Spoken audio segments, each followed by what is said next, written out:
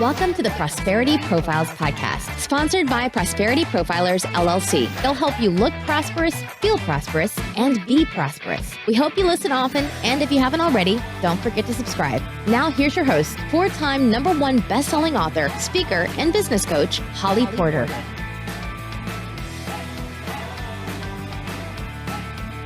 Hello and welcome back, everybody. And if it's your first time joining us on the show, then we are welcoming you for the first time. I have a great guest, as always, that is joining me, named Melanie Johnson. How are you today? I'm doing fabulous. How are you doing, Holly? Oh, I'm doing fabulous as well. I want to say blessed by the best. I heard a homeless man told me that one time when I asked him how he was, and he said, blessed by the best. And I thought, I'm going to steal that. So anyway. I love that. I got one blessed and prosperous today. I'm feeling blessed and prosperous. Blessed and prosperous. Well, speaking of prosperous, that's my tagline. Look prosperous, feel prosperous, and be prosperous. So we are going to be talking today to you, and I just want to go over a couple of things about you. And then if I miss something that you would like to share with our listeners, please just don't hesitate to jump in, or when I'm done, tell me, because I know you've had a media background. You've had 2 TV stations in Houston and in Dallas. Oh my gosh, you've been in media, marketing, public relations, advertising. So you've been in front of the camera for a lot of years, right? Yeah. Yep. In front of, behind of, alongside of. And did you start as an anchor? Is that really how you started? I did. I started as an anchor in Detroit. Before that, I was a commercial actress. So I was doing industrial films. I did one with Tim Allen even. And then I transitioned into doing news anchoring. And then from there, transitioned into learning the back end of the TV business.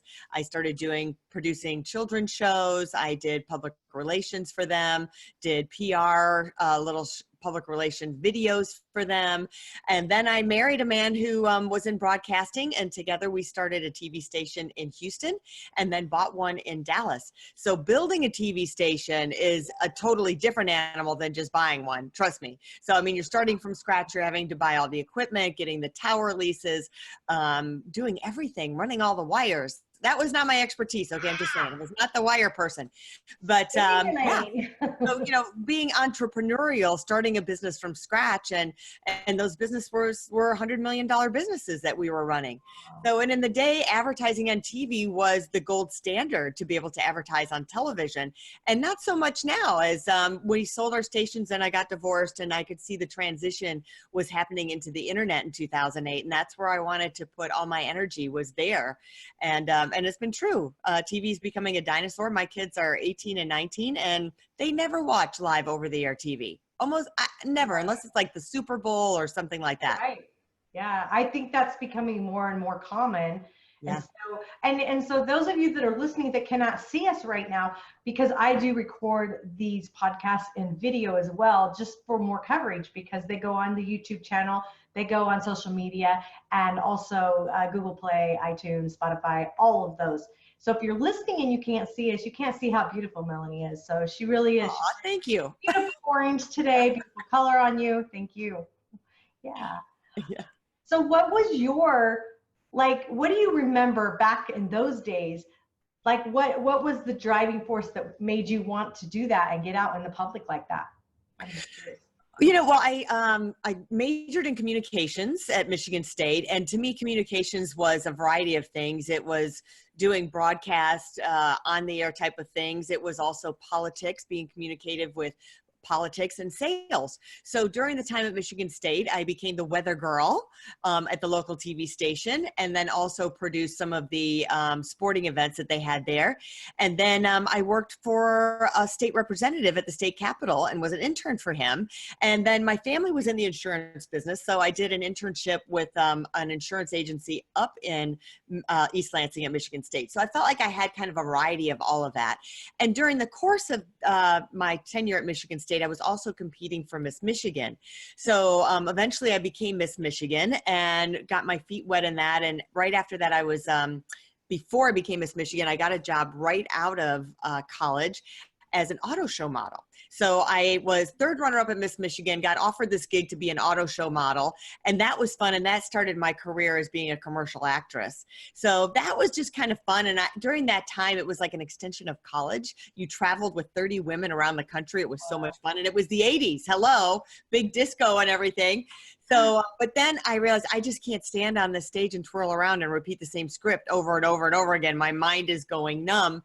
So I had to make a decision, like, what do I really want to go into? And then I finally decided I wanted to go into broadcasting. So started asking everyone I knew if they knew someone in broadcasting, and I had a couple connections, and landed at a TV station there in Detroit. And that's where I got my first gig. And then they were nice enough to open up other doors for me to do other things besides just being on the news, with producing and developing children's programs. And then of course, meeting my husband there, and then, man, like fire. So you're doing everything in broadcasting. So you've got big learning curve. Luckily, he had a huge background. He'd been in broadcasting since he was 16. So at that time, he had been there. I married him when he was 36. So he'd been in broadcasting for 20 years. So he really knew a lot. I learned a lot from him as well. Yeah, so that's kind of where it stood. It kind of, sometimes God opens the doors for you to go in different businesses. And sometimes you walk through them, sometimes you don't. Right. That's so true. So I have a question for you based on that, just because I've been thinking about taking my whole podcast over to a TV show. I'm already doing it video, and I know all platforms are not like the other, as like the song. And I'm just curious, like anyone else that's maybe thinking about doing their own show, would you recommend doing a TV show?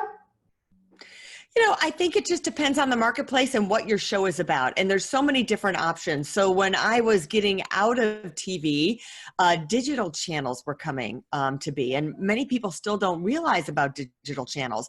So that's a huge option. What a digital channel is, let's say you're, we were channel 51. So channel 51 was then going to have 6 extensions of itself. Channel 51, A, B, C, D, E, and F. So they were still going to be broadcast stations, and you could sell the time there. So it's like, well, what are we going to do with all this airtime? Right? So there's still that market there. Some people have gone in and bought blocks of time, but you could go in and buy smaller pieces of time relatively inexpensively, and same for cable. But now there's all this Roku TV, there's all these Amazon TV. So there's a lot of a whole different market of that. And I'm just starting to look into that myself to see what's the value of that. Are they going to find you? You still have to realize you're going to be in a crowded space. It's not as crowded, like right now, since like Roku and Amazon is still relatively new, it's not going to be as crowded as, say, YouTube today versus YouTube 10 years ago, right? A lot less videos were on the air 10 years ago than there are now. Well, so but you're also paying for some, and YouTube's, you're not paying for it. Big difference. Right. So if you have So like if you have to pay for a digital channel or over the air, you're paying for that time. You've got to decide what is the return on that. Now you should think about advertising. So you're thinking about, okay, let's say I have to pay $1,000 for a half hour versus of airtime, just for round numbers. But within that half hour, then you should think about getting sponsors, just like a TV station does, right? So then you're going to have a natural commercial break in there. You're going to have a sponsorship thing in there. So, I mean, a normal half-hour TV show is only 26 and a half minutes long or so. So you have, if you keep that similar format, you have those 3 minutes that you can play with, putting things in between, or you can just do it at the beginning or at the end. So think about that as using that for your cost. Right. To eat up that expense. If you can do that ahead of time, get your sponsors ahead of time, then that pays for the cost. Yeah, and I've also noticed, I actually was on a TV show that charged me to be on it, but I used it for marketing dollars to promote my prosperity event in November. Yeah. But that was the first time I had seen that, where I thought, wow, I'm not just the sponsor, I'm actually the guest, but I actually paid to be there. And I was like, oh, that's yeah, an interesting model as well. Yep, that's definitely a model. Even with podcasting, they're paying, people are paying to be on other people's podcast. So I think the day of where, hey, you can jump on someone's podcast, we support each other. If you're in a community, you do that. Like we support each other with our services and friendship, but others are charging for that. And there's agents that do that. They're like, hey, for $150, we'll get you on a podcast or 2 podcasts. And they charge for their services to book you. So they're booking agents that do that. And it's a pay for play. We've done that for some of our author clients. Yeah, it's, let's talk about pay to play for a minute and we're going to kind of work our way, if you're listening, everyone, or I know you're listening, but just so we're working our way, talking about different ways that you can not only support these things, but, have multiple streams of income, because of course that's what I specialize in. And Melanie's done a lot of that in her lifetime. So we'll kind of jump into that in a minute. But the pay to play model has been interesting because I've had, probably 100 conversations in the last couple of months with people getting ready for speakers and things at my event. And I'm promoting, more of them. Everyone's like, oh, well, is it pay to play? Oh, I don't pay to play. It's been all kinds of stuff that I've been having these conversations. And the interesting thing is I created it so that everybody could come at all levels, because I have influencer positions where they're expert VIP. They buy a VIP ticket and they come and they get to be on a panel, or they get to be over my lunch masterminds. They don't have to just come and speak. But the speakers at this time are getting a sizzle reel. And so I kept that cost very low because we're doing it all in one container. And it's going to help so many people have that professional video that they can now get. So it's basically to promote them and to up-level them to more, and so, but the conversations around that is why I told you that whole story has been very interesting. That, the people, oh, I don't pay to play. Okay, but would you come as an influencer? Well, you do have to, I'm feeding you. You have to buy a VIP ticket then, Right. And it's been interesting, the ego, but it's also the ones that are coming as influencer realized with that sizzle reel, and they paid for them before, how low cost I have that most of them are not only buying 1 spot, but 2 to be able to speak and get the sizzle reel. So it's just been an interesting experience for me, because it was the first time I had done that. So what are your thoughts on that? Well, the goal for a speaker is to get paid, not have to pay to speak, right? So a lot of times we tell authors, hey, you're starting out, you may have to pay to speak on some stages. Then hopefully you can get to stages where it's just, you don't pay at all. They're not paying you, but you're speaking for free. And then you want to get to that level where you have the sizzle reel, you have all these other components in there, that you've gotten to that level where you can get paid to speak. So we have one of our clients, Joshua Evans, who's left a day job, wrote a book, and then wanted to become a speaker. And he kind of had to do that road. And now he's getting $12,000 a speech. So that's where, you want to be, is where you're going. But you have to have things that substantiate that. You can't just walk out and do that unless you have, like you and I both heard Maggie Cook speak, right? So, but she has this phenomenal story. She's this incredible businesswoman that sold her company. She started it with $800 and sold her company for $231 million. And she's written a book. So she has that credibility to get paid high dollars to speak. Where someone else who doesn't have that credibility yet, they're just walking into and getting started. So first of all, you need to have a book, because your book is your speech is your book, and your business. So you've got to have those things that substantiate, and you have that credibility to earn the dollars to do that. I think when you're first starting out, you need to have that little budget where if you have to pay to play, do it, because then you start to have that sizzle reel, you have that credibility. You can put that on your Amazon author page, your Facebook page, put it in a variety of different places that shows that, hey, I've done this kind of stuff. I mean, I've done a TEDx talk. I just got asked to do another TEDx talk.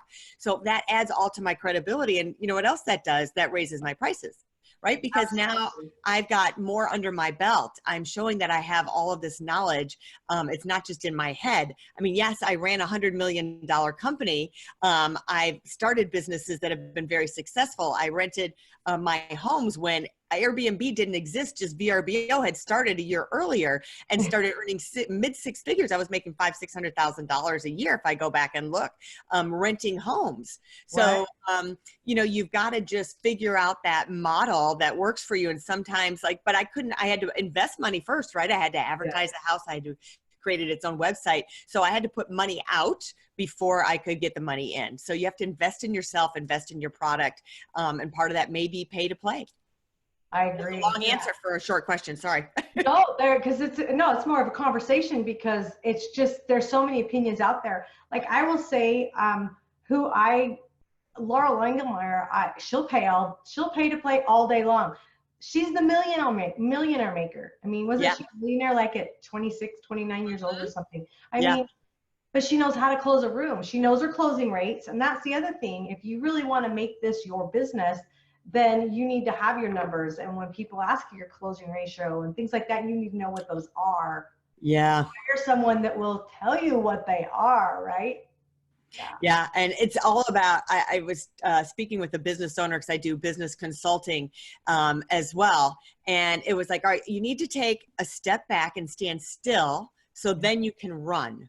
Right? So it's getting your systems and systems of operation in place, taking that breath and saying, what is our closing ratio? Are we keeping track of the amount of people that we're talking to? Do we have the demographics on them? What are the ages, the sexes, and where are they coming from? Are we getting them from our website, from Facebook? Right. So you need to take that back, put those systems in place, set up your CRM. So I'm going to recommend Insightly. I swear I should have my affiliate code for them. So Insightly is free for just a couple users. If you add more users, you have to pay for it. Love that. It's easy to use, great interface. You need to have a project management system. So, and she's running a big conglomerate company, and I mean, it's still new. And she's like, project management system. Well, you know, like we've looked at some, but we're not sure. And yeah, I don't know. And some of them are expensive. I'm like, okay. We're going to start for free again. Let's go to Trello. Love Trello. Trello is awesome. We've been using it for over a year and a half. We have other companies that have been using it that love it, that have even been using it longer than us. Right. So start with things that you can find for free that work for you. And you may have to try a couple things, but you have to go back and get these systems of operation in. We're making a change in our company. Our one of our publishing assistants got pregnant for the second time. And so she needs to take some time off. But luckily, we already have established what the job description is, the ad for the job. So everything is there. You just plug in. You're not like, okay, let's stop. What did we write for the ad last time? Where did we put the ad? What were the interview questions that we did? It's all there. And you just go and click, click, click, and it's done. So yeah, we recommend that if you're starting. And I know it's for personalities like me, for sure. I just want to run. It's like, you know, if I'm building a house, I want to pick out the furniture already. Right. I'm with you. Yeah, can I hang the curtains? No, the drywall's not up yet, right? So, whoa, Nelly. yeah, so you've really got to like slow down and do all those laborious things that you think are not important, but they really are. It's, again, I equate it to building a house. If you don't put the wiring in the walls, and you know, have the plumbing set up right, then you're going to have problems down the road.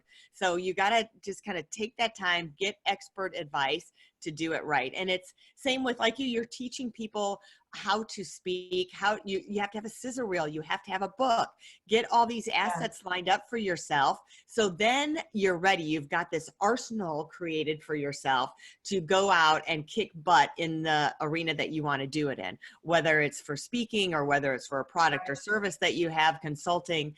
That's the idea, is to have yourself aligned properly and not just throw yourself out there. So so I know we're going to run out of time before we run out of all these things we could be talking about. It could be a whole week show, right? Yeah. So what would you say? Let's back it up. Let's talk to that entrepreneur or maybe wannabe entrepreneur that just like has all these dreams and visions, but they're so confused with, I mean, we're inundated with all this information. What would you say if someone wants to come to you and say, where do I even start? Like, I know everybody talks like I should have all these streams of income, but I teach people to have a cash cow. Like, have one cash cow that's paying your bills. That's the one thing. Then go start something else. I don't say just have, I mean, most millionaires have a minimum of 7 businesses. We know that. Minimum. Yeah. So you're not going to start there, and you know that. And by the way, those millionaires are not the ones running their businesses, right? Right. If you could back it up and go, okay, that's the end result. Way back here when I'm starting, what's some advice you could give someone like that? So I have people that come to me for consulting that are kind of all over the place. It's like, well, I'm good at this. I'm good at that. I'm good at real estate. I'm good at coaching. I'm good at speaking. I'm good at this. I can sell this. I can sell that. Okay, let's write all those things down, right? So which ones, let's give the top 3 of the ones that, 2 things that you love the most, that you're the most passionate at and you feel you're really good at. And then of those, which can make the most money, right? Which has the option to be able to propel you the fastest and make you the most money at the end. That one thing, like find that one thing. Yeah. So, you may have, several things. So like some might be consulting, but they haven't started consulting yet. And they don't have a list and they don't have anything to do. Or they may be real estate. And then they're like, well, I don't feel like my real estate is doing well, but have you really focused on it? Like if you put 100% of your energy in that and not doing 5 things at once, could you make the most money? Depending, if you're selling $4 million homes like my girlfriend just did, or if you're selling $200,000 homes. So pick those things that have the biggest revenue stream and potential for revenue stream. And some of that is, what's the competition in the marketplace? So like when I jumped into TV and we were going to start a TV station, back then there was like very little competition in TV. I mean, cable only had like 50 stations, right? And then there was only 7 or 8 over the air stations. So over the air, you're like one of 7. That's why they would get such big multiples. Yeah. So think about competition. Is the market saturated? So let's even take real estate for an example, because real estate is so broad. Right. What is your niche in there? What is the niche within real estate that can get you the most money? Is it commercial? In commercial, is it just warehouses, right? So bring that down and find your niche that can bring you the most money. If it's consulting, what is the niche for consultants? Do you want to be, like you say, I want to consult to women business owners. Well, that's still very broad. Where is the money within women business owners that you can crush it and get the most money for your time? So think about that as well when you're kind of all over the place. And that goes the same if you're writing a book. Right. You're like, oh, I really want to tell my life story because it's so interesting, but then I'm wondering if I should be writing about, this business thing that I do. And really your life story is not going to make you any money. No, people don't realize you don't write that first. Right. So, but what you can do is you can incorporate stories of your life into your business. Things that propelled you to get into the business, things that happen while you're in the business. It could be personal stories that transcend you, that give the illustration of the point you're trying to make. So you can still have a blend of that because people connect to stories. Right. So, and that's what I tell them. That's kind of where you start. So you figure out where you want to go. And as you're developing your business and your systems, make that part of your book. So then your book is done at the same time that you're developing your systems. And then you come out like a bull from a china shop, you're ready to go. Right. And I know it's been funny because I know you do publishing as well as I do. And that's really, we should be talking a lot more about that. So maybe we'll have to do another show for that. But I hope everyone got some nuggets out of this, because you are a plethora of information and the book is a huge part. And anymore they call it the new business card, Right. But I think you don't just get it out there to get it out there. Take the time to get the message right, to get the stories right. Make sure it's something you're proud to put your name on, because sometimes when you do these books in 30 days, like other people's I don't know. I mean, you'd still want quality. Like, you need a book, yes, but you need something that you're going to be proud of.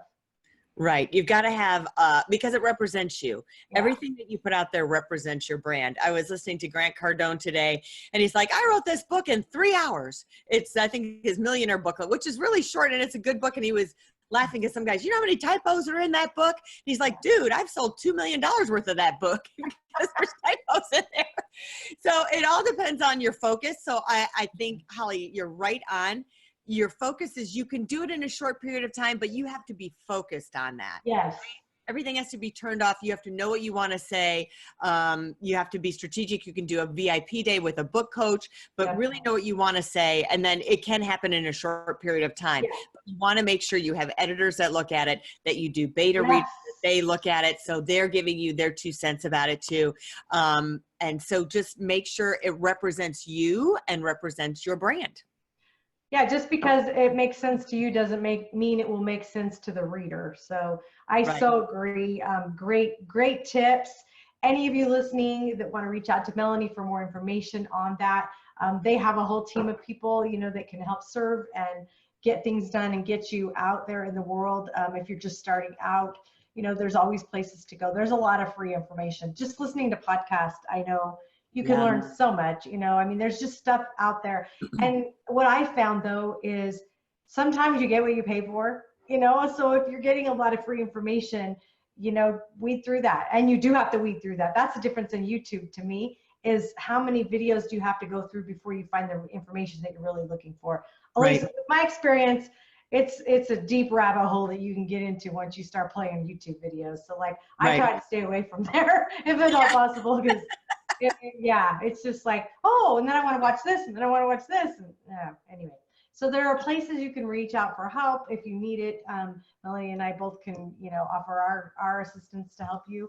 Her information will be all down here in the show notes, and of course mine always is as well. So we hope that you got some tips that you can use, or some questions answered maybe you were thinking about, or maybe we just like provoke some thoughts, and we had lots we could talk about. But again, multiple streams of income, that is what it means, multiple. So that's where we went, right? That's right. My son always says, don't have any, well, I taught him this and he gave it back to me the other day. Remember, Mom, no lazy money. So that's the other thing, you know, if you have income, make sure it's earning income for you. If you have money sitting there, it needs to be out working for you. Oh, so great. Well, okay. Well, thank you so much for joining us today. And listeners, if you are listening now and want to join us at our event in Las Vegas, it's November 1st and 2nd, 2019 in Las Vegas, Nevada again. So if you want more information on that, go to prosperityevent.com and you'll be able to join us there, where we will be talking about multiple streams of income, becoming recession resistant. I know those are two negatives, but we want to make sure that we're prepared because it's coming. We're way overdue. So let's get prepared. We'll help you do that. And I hope you all have a fabulous day. Thanks again, Melanie. Thanks. Bye for now.